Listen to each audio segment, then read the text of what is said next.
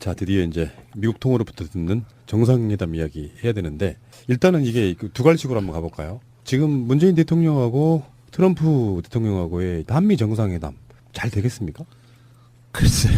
그 우선 뭐 이런 얘기를 드려야 될지 모르겠는데요. 바로 쏟아내세요. 바로 쏟아내세요. 예. 어쨌든 후보 시절에 정확하게 말씀드리면 이제 나는 우리는 평양을 먼저 가겠다. 갈 의지가 있다. 사실은 평양을 먼저 가겠다는 표현도 아니었습니다. 그만큼 남북 대를 중시하겠고 평양을 먼저 갈 의지가 있다 하니까 막 보수론에서 막 이러다가 지금 이제 결국 이제 미국을 먼저 가시는데 뭐 보수 언론은 뭐 여러 가지 기대한다 뭐 어쩐다 하겠지만 또 자기네들 어떤 그게 또 안 맞아지면 사드라든지 또 막 비난을 하겠죠.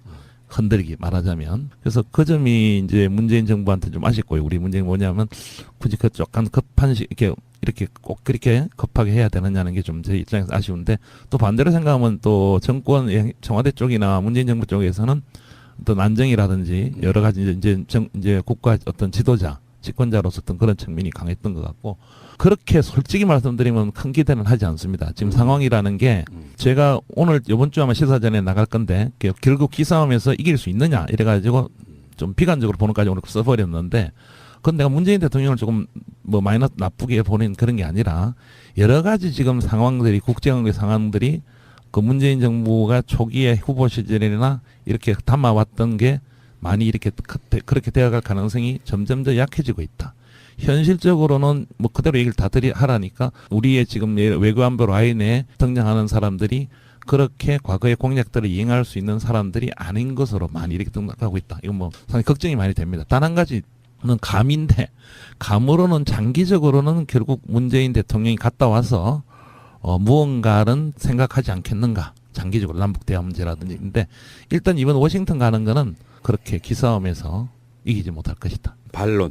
예. 이를테면 대통령이라고 하는 게 아무리 뭐 이상한 망난이라고 해도 예. 탄핵까지 거론될 마당인 정도로 상황이 입지가 어렵잖아요. 그렇죠. 그러면 이제 외교에 있어서 국제적으로는 미국의 뭐 여러 가지 그러니까 현안들 중에 하나가 북핵 해결에 관련된 부분일 거 아니에요. 예. 물론 이제 북한이 그렇게 핵무기를 개발해 줌으로써 자기들의 입지가 더 좋아지는 측면도 있지만, 네. 근데 사실 북핵이라고 하는 거는 북한이 미국과 이야기하려는 일종의 도구와 수단인 거지 않습니까? 그렇죠. 한국과는 아무 상관 사실 없는. 예. 근데 그 상황에서 트럼프가 우리가 그러니까 부정적 이미지로만 바라보면 트럼프가 뭐 문재인 대통령에게 뭘 대단히 해줄 것 같지는 않다 이렇게 생각할 수도 있지만 한편으로 트럼프건 문재인 대통령이건 둘 다 뭔가 성과를 내야 되잖아요. 그렇죠. 어떤 합의를 도출해 냈을 때 양국 국민이 봤을 때 서로 만족할 만한 그런 성과를 내야 되잖아요. 그게 국내용이라고 제가 오늘 이번 주에 썼는데 둘 다 국내용이다 했습니다. 둘 다 국내용이다. 사실 이 지금 초기 우리 문재인 정부를 이렇게 좀 이렇게 국제 관계학적으로 하면 혹시 막 비판한다까봐 지금 출발한 정부를 좀 그런 문제가 있었지만 어쨌든 말할 건 말해야 되니까요. 그런 게 있고 맞는 얘기입니다. 그래서 이제 트럼프도 뭔가 보여주려 하는데 이런 게 있습니다. 이제 여담마다 트럼프는 제가 썼지만은 실제적인 북한 위협보다 CIA 정보 매일 보고 봤습니다. 뭐 마이크 폼페오 그 CIA 국장이 이틀 전에 하루에도 매번 전화 와서 아주 괴롭다고 북한 문제 물어가지고 트럼프가 뭐 그렇게까지는 하지 않고요. 보고 봤는데 트럼프가 진짜 장사꾼이기 때문에 진짜 뭐랍니까 관심을 두는 건 미국 언론 보도입니다. 그렇게 북한이 미사일을 쏘면은 쏜 거는 별거 아니다. 뭐 다 봤거든요. 자기들 안대로 CNN 방송하죠. 폭스 뉴스 때리죠. 뭐 브레이킹 뉴스 나오면 국민들이 불안하거든요. 미국들이 북한 당연히 그걸 노리는 거예요. 사실은 그게 더 영향을 끼치는 겁니다. 그런 의미니까 그런다는 의미고. 제가 이제 아까 말씀드린 좀 이런 거는 하나의 저희도 기대감이 되지만 일단 그 부분은 동의를 할 겁니다. 그 부분에 대해서는 이제 막 휘감 없는 것처럼 내가 문재인 대통령하고 다 동의했다. 아주 자세 취하고 하겠죠. 골프 못 치러 가는 게 아쉽겠죠. 문재인도 싫어하니까. 뭐 아마 골프 그런 거 다 할 건데, 그건 할 거예요. 근데 이제 우리가 얻어와야 될 게 있잖아요. 문재인 대통령이 얻어와야 될 게 이제 뭔가 우리가 약간 강조한 게 이제 뭐 2단계라도 하지만 대화, 북과의 대화라든지 북한과의 대화라든지 우리 어떤 주도권이라든지 이 부분에 대해서 과연 어디까지 뭐 물밑이든 뭐든 용납하겠느냐 하는 그 부분이 참 조금 어렵지 않을까. 그 우리 대통령이 얻어와야 될 부분이 없지 않는가. 예를 들어서 지금 말씀하신 이런 문제가 있는 거예요. 그러면 강력한 제재 합의했다. 사드 또 하기로 했다. 기존 뭐 전략 등도 다 이렇게 강하게 나가버리면 어떤 측면에서 문 대통령이 참 멍한 거 아닙니까? 네. 예, 그럴 가능성이 80% 이상이다는 거죠. 최근에 이제 문정인 특사 논란도 있고, 그렇죠. 그리고 계속해서 나오는 메시지들은 사드 배치를 안 하려고 하는 게 아니다 그런 메시지를 계속 보내고 있잖아요. 그렇죠. 그거는 이제 사전 정지 작업 그런 용도인 거죠. 분위기 안 깨려고. 그러니까 이제 그 부분이 참 애매한데요. 묘한데 지금 그렇게 이제 사실 미국 쪽에서는 언론 보도에서 약간 하긴 하지만 뭐 같이 갔던 우리 문정인 교수님하고 같이 갔던 모 의원도 그랬지만은 뭐 그렇게 그걸 뭐 한국 너거 봐라 너거 뭐 사드 뭐 안 해? 또 뭐 이렇게 강력하게 그렇게 강력한 건 아니에요. 왜냐면 어제 18명의 의원들이 또 이제 저 누굽니까 트럼프한테 서한을 보내갖고 한국 왜 그래 사드 늦어지느냐 뭐 절차 어쩌고 강력하게 해라 이래갖고 뭐 조선일보 뭐 제가 며칠 말하지 이런 또 크게 쓰던데 18명이에요. 18명. 그분들 항상 그래 하는 매파 의원들이에요. 예. 그리고 또 굉장히 쓰고 그분들은 뭐 항상 그래 해요. 그 내가 얘기 다 드리면 그분들 제 후원자들 이렇게 명단 보면 쫙 누군지 나와 있습니다. 뭐 로키드 마틴 뭐 이렇게 보잉 이렇게 안 할게요. 말 안 했습니다. 예. 그런 흐름이니까 그건 그거고 우리가 이제 뭔가 얻어와야 될 부분이 있는데 저는 이번 정상회담에 있어서 굉장히 초당적인 그러니까 공화와 민주당 상하원이 모두 다 문재인 대통령을 적극적으로 환영하고 또 합동연설을 요청할 만큼 문재인 대통령의 입에서 어떠한 얘기가 나오는가를 미국 정가가 기다리고 있다라는 느낌이 들어요. 이게 이제 한번 여쭤보고 싶은 게 우리가 지금 트럼프가 탄핵 위기고 뭐 야당한테 쫓기고 언론한테 쫓기는 것처럼 보여지지만 그동안 있었던 5번의 보궐선거에서 취임이 압승을 거뒀어요. 쉽게 말해서 언론이나 정당들은 트럼프를 공격하고 있지만 정작 국민들은 지금의 공화당과 트럼프 정부의 30%의 지지율임에도 불구하고 오전 전승의 보궐선거 승리를 줬단 말이죠. 이렇다고 보면 대내외적으로 보여지는 것보다 트럼프의 지지율, 국민 지지율은 상당히 높은 편이다. 네.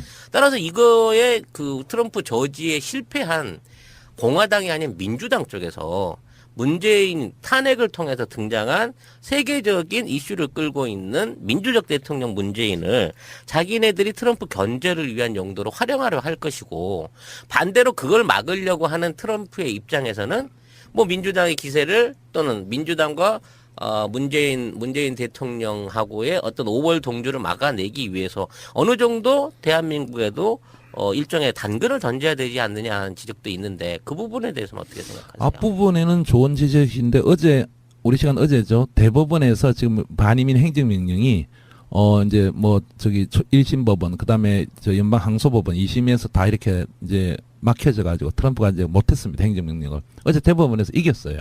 물론 최종 뭐 첫 공판은 10월 달에 하지만 일단 그 발효해라고 대법원에서. 왜냐하면 닐 고서치 한 명을 임명해 가지고 5대 4가 돼 있거든요. 그래서 제가 다음 주에는 이제 뭐 또 매체에다가 트럼프 재선은 뭐 유력하다 이렇게까지 쓸까 하는데 저는 원래 트럼프 파기 때문에 그 말씀 중에 하나는 첫 번째 그게 지금 되는 이유가 한 가지 제가 저번에도 말씀드렸지만 이게 미국을 바라볼 때 전체적으로 여론은 굉장히 악합니다. 지지율이 뭐 38%, 36% 이런데 미국의 정치에 관심을 가진 서청은 50%만 보시면 됩니다. 그리고 그 사람들이 또 이렇게 튀어 올라가서 투표권 행사하고 이렇게 해야 되는 거거든요. 그러니까 트럼프 지지자들 더 열광적이니까 그게 더 나온다 이거죠. 그리고 그런 측면을 우리가 한번 또 봐야 되는 거고 두 번째 민주당과 공화당에는 상당히 예리하신 어떤 생각 추측이신데 그까지는 제가 뭐 그럴 가능성까지는 정확하게 모르겠고 한 가지는 이제 또 한 말씀 더 드리면 굉장히 비상합니다. 그냥 우리가 막말한다 뭐 이렇게 뭐 어쩐다 하는데 제가 예상을 하면 이런 겁니다. 제가 조금 말씀을 드리면 사드 관련해도 간단히 얘기할 거예요. 아주 무식한 척하고 무대표로 얘기합니다. 문재인 대통령 하면은 그 사드 왜 15% 안 내? 분명히 얘기할 겁니다. 문재인도 벙찌겠죠. 아니, 우리 문재인 스타일에 뭐, 사드는 주한미군에서 우리 전략적 공동으로 지금 배치한 건데, 그건 한국이 부담할 부분이나, 이렇게 하면, 그래요? 그게 또 그렇게 모르는 척하고 배치됐어요? 야, 나 그럼 국방장 안에서 그럼 빼라 하죠. 뭐, 이게 땅 할 거예요. 일부러 그 던지는 협상과 본인이 쓴 협상의 기술이 나오는 겁니다. 그렇게 던지는 겁니다. 그러니까 무대뽀로 무식한 척? 에이, 그거 해야지. 왜 안 하고 있어? 이런 식으로 던진다는 거죠. 예의 없이. 우리 뺀다고. 전화도 끊은 사람입니다. 전화도 다 끊고, 오스트레일리아 통화하다 전화 끊어버리고 전화 집어 던지고 이래요. 그건 뭐 다 나온 거. 아주 작전적으로는 이제 세나리오 말씀을 드릴게요. 그게 뭐냐면 그러니까 어제 저기 앞에 말씀드렸지만 그 백악관에 있는 그에서 실질적으로 국무부나 이런 쪽에서 얼마나 이걸 좌지우지하고 있는지 얼마나 외교정책 이것도 참 미스터리예요. 그렇지만 트럼프 같은 경우에는 상당히 이렇게 비춰질 때와 다르게 회담할 때는 그런 걸 다 던집니다. 그래서 문제는 이런 거 서로 안 하려고 지금 우리 청와대가 굉장히 지금 불안에 떨고 있어. 이런 내가 그대로 말씀드리고 그래서 뭐 사드도 어제 안 올리겠다. 굉장히 심기를 좀 보는 것 같고 한데 문제는 뭐가 있냐면 내부적으로 하다 기자회견 공동 기자회견 해야 되거든요. 누가 물어보면 트럼프가 뭘 할지 모르는 거예요. 이게 어디로 튈지 모르는 폭탄 저는 같은 거기에 중이네요. 목적을 맞죠. 왜냐하면 둘이 대화하고 하는 건 우리가 모르지 않습니까? 발표 안 하면. 근데 그 대화는 100% 제가 3년간 연구해서 확신하는데 아무 관심 없 그냥 그대로 얘기합니다. 그거 내가 10억 불 달라는데 왜 답을 안 줍니까? 간단히 얘기합니다. 그리고 FATA는 그거 우리가 매달 적자 보는데 그거 유지하기 위해서 제가 아마 내달쯤에 그 행정명령해서 취소하겠습니다. 딱 그래 얘기가 끝입니다. 굉장히 전략적인 인물입니다. 일부러 그래요. 고도의 아주 협상 갑니다. 다 던져놓는 겁니다. 그 전략입니다. 일단 그러면 한미 간의 현안으로 나올 수 있는 사드라든지 무역 문제 이런 것들은 비공식적인 석상 안에서 자기 주장을 강행하고 밀어붙일 공산이 높은 거고 당연히 트럼프는 뭔가를 그게 실질적 이득이 있든 없든 언론에서 이렇게 그래야 지지자들 와 역시 사우스코리아 만나도 우리 거 다 받아내네 이러고 FTA 꽝 그래고 다시 한다. 그다음에 우리가 당신네들을 지키러 가했어 갖고 우리 주한미군은 많은 돈을 내고 있는데 이제 앞으로 방위분담금 예를 들어 뭐 사드 1번 방위분담금 전부 다 해라. 그래서 우리 공동으로 안보하자. 그렇게 뭘 보여줘야 됩니다. 트럼프 머릿속에는 그 생각밖에 없어요. 근데 그 예. 외교라는 게 기브 앤 테이크가 있어야 되잖아요. 그렇죠. 서로 간의 의제도 미리 조율하고 그러지 않습니까? 그렇습니다. 근데 그런 상황에서 미국이 일방적으로 뭔가 얻어가는 외교는 안 될 거 아니에요. 지난 주말에 있었던 사드 반대 시위, 찬성 시위, 그때 이제 6월 25일이어서 또 보수단체 분들 또 나오시고 뭐 이런 걸 봤는데 어차피 국민들 입장에서는 사실 사드 반대 시위도 해주는 게 사실상 도움이 되잖아요. 예. 문재인 대통령한테는 예. 한편으로 도움이 되잖아요. 많이 도움이 되겠죠. 예. 그래서 이제 그 균형을 또 맞추려고 또 보수단체 나와서 사드 배치 찬성하고 여지를 하고 있는 거 아니에요? 근데 그러면 그런 의제들을 통해 가지고 트럼프가 진짜 얻어갈 수 있는 게 뭐고 뭘 얻기 위해서 던지는 일종의 이제 가짜 패가 있잖아요. 네. 그런 것들을 한번 분석을 한번 해보시자고요. 그러니까 트럼프는 그냥 단순하게 생각하면 됩니다. 그러니까 본인이 얻어갈 거는 제가 아까 언론에 보여줄 거랬는데 그게 FTA의 적자가 나는 자기네 적자를 많이 본다 이거거든요. 우리 쪽에서 전문가들이나 미국 쪽의 전문가들이 아무리 그 상무 그 담당 그 USTR 저 담당자도 어제 그랬지만 그런 인식이 없어요. 자기가 뭐냐면 트럼프는 그냥 간단 명료한 장사꾼 논리예요. 뭐냐면 그 우리가 적자 많이 보니까 그 우리 안 돼. 당신은 뭐 수입, 뭐 소고기 맞고, 뭐 철강 맞고, 뭐 맞고, 덤핑하고 이러는데, 이건 안 해 하고 그냥 던지는 거예요. 왜냐면 그래도 얻어내려고. 그 다음에 군사적인 것도 마찬가지입니다. 그러니까, 이게, 그래서 사실 트럼프 등장을 저희가 잘 이용해야 되는데, 과거에는 공화당이라든지 매파다가 무조건 어떤 소련이나 어떤 러시아 대비로 이렇게 꽉 이렇게 한 거 아닙니까? 근데 트럼프는 그게 우리가 중간에 제가 텀을 찾을 수 있다 보는 게 트럼프가 아메리칸 퍼스트이기 때문에요. 자기네들이 자기들 돈 쓰고 안 오겠다는 거기 때문에 우리는 사실 가라 할 수 있어야 되는 거예요. 필요 없다. 그래서 제가 이 기싸움이 어디까지 얼마나 이제 문재인 정부가 이 수를 갖고 있느냐 여러 가지 카드를 그게 굉장히 이제 이번에 다 이렇게 끝나지는 않겠지만 추후에 하나하나 나타나는데 이번에 첫 번째 대면이 되겠죠. 표면적으로는 봉합이 되고 이렇게 하겠지만 그 물밑으로는 우리가 알 수 없는 또는 일부씩 드러나는 많은 그런 과정이 있는데 트럼프가 가져가고자 하는 거는 자기들 지지층, 미국 국민도 다 아닙니다. 그게 내가 사우스코리아 한국 대통령 만나서도 FTA 얘기 다 했다. 사드나 국방비나 이런 관련도 우리 공짜 없다고 얘기 다 했다. 그리고 북한 문제도 이제 그건 맞겠죠. 두 양자가 굉장히 해갖고 이제 우리가 강한 압박을 하기로 했다. 이렇게 다 얻어갑니다. 근데 우리는 보십시오. 우리는 북한 문제에도 대화라는 부분 얻어야 될 거 아닙니까? 그다음에 FTA도 우리가 그대로 가든지 합리적인 걸 얻어야 되는 거잖아요, 지금. 사드는 우리도 마찬가지로 우리는 중국 문제하고 또 협의를 해야 되는 묘한 상태잖아요. 여기에서 과연 우리는 무엇을 얻어올 건가? 이게 참 딜레마죠. 예, 그런 상황이죠. 그 국빈으로 초청받아 간다 그래서 외교적으로 대접을 잘 해주고 뭔가 선물 보따리를 줄 거다라는 기대는 너무 우리가 안일하게 생각하는 건가요, 그러면? 선물 보따리 없습니다. 오히려 뭐 우리가 제가 이런 얘기를 드릴까요? 뭐를 선물해야 될까 고민하는가 봐요. 그래서 내가 참 아유, 기사로 쓰기도 그렇고, 뭐냐면, 뭐, 호주 총리가 뭐, 황금 골프채를 줬는데, 우리는 뭘 해야 하고 굉장히 고민하고, 저번에 저기 홍석현 회장 갔을 때 아주 그 진술을 아주 금태, 이렇게, 뭐, 진짜, 그러니까 트럼프가 아주 좋아했다는데, 약간 제자서 얘기를 지금 보이는데, 이거 제가 새날에 얘기 안 할래 했는데, 물론 이건 들리는 얘기입니다. 그래서, 이렇게, 물론 좋은 의미에서 외교적으로 보자면 양 정상이 처음 만나는 거니까, 이렇게 이제 잘, 이렇게 분위기 모두를 모아야 되니까, 근데, 그런 고민을 많이 한다는데, 반대로, 그 트럼프 쪽도 우리 문재인 대통령을 잘 대우하고 뭐 이렇게 좀 해야 되는데, 미국 쪽 라인을 보면, 그런 게 별로 없어요. 32번째입니까? 8번째 만나는 대통령이고, 굉장히 지금 우리 시각에서 보니까, 야, 한미 정상회담 굉장히 중요하고, 북한 문제 있고 이러는데, 미국 쪽 시각에서 트럼프나 백악관의 시각에서 뭐 그냥 회담. 예. 그러니까 그럴 수 있죠. 예. 국빈도 아닙니다, 이번 방문. 그렇다고 뭐 예. 한국이 그렇게 존재가 없는 나라는 아니지만, 예.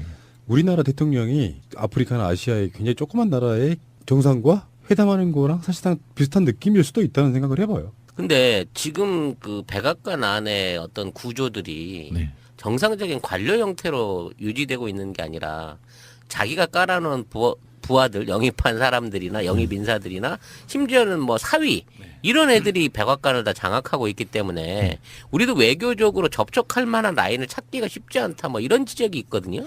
어제 뉴욕 타임즈도 렉스 틸러슨 어제 이 참 헛개비다. 뭐 이렇게 보도를 헛개비다는 제 판단이고요. 제 분석이었는데 보도했는데 좋으신 지적인데요. 이 새날에 처음 말씀드린 게 이게 최순실 프레임이 백악관이 그대로 운영합니다.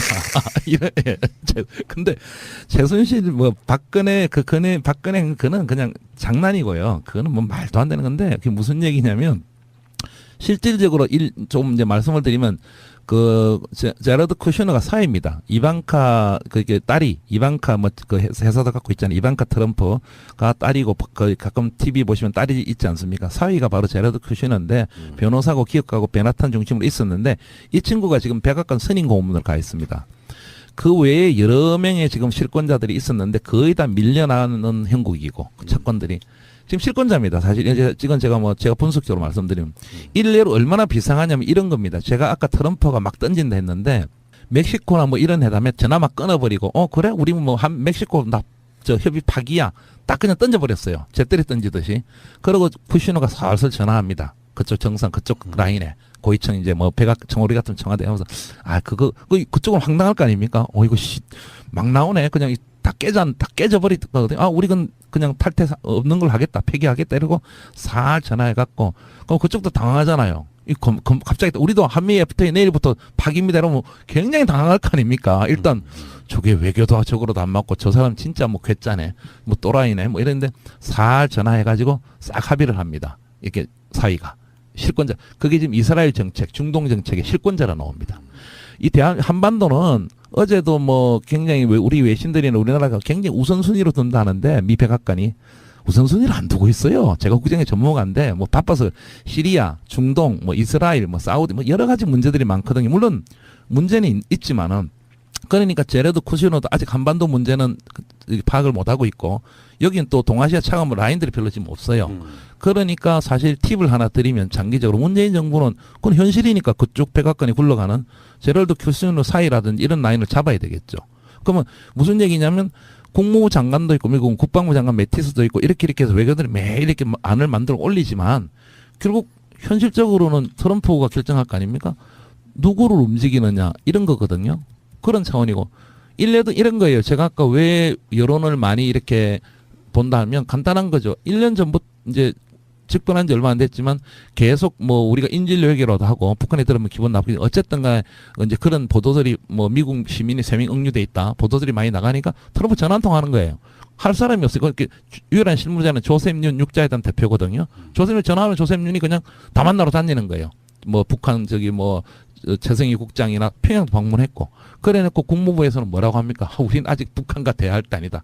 자기네들은 대화 다 해놓고 그러니까 우리가 외교안보에서도 백악관에 어떻게 흘러가는가 하는 걸 물론 뭐 외교부나 청와대도 나름 파악하고 있겠지만 현상이 그렇습니다. 좀 더 구체적인 그 예상을 하나 여쭤보고 싶은데 이번에 이제 뭐 송환됐었지만 사망해버린 범비아 같은 사람도 있고 또 그 사람에 대한 외교 사절인지 아닌지 모르겠지만 또 농구 선수 데니스 로드만이 뭐 방중하고 그 시기에 맞춰서 또 석방이 되면서 네.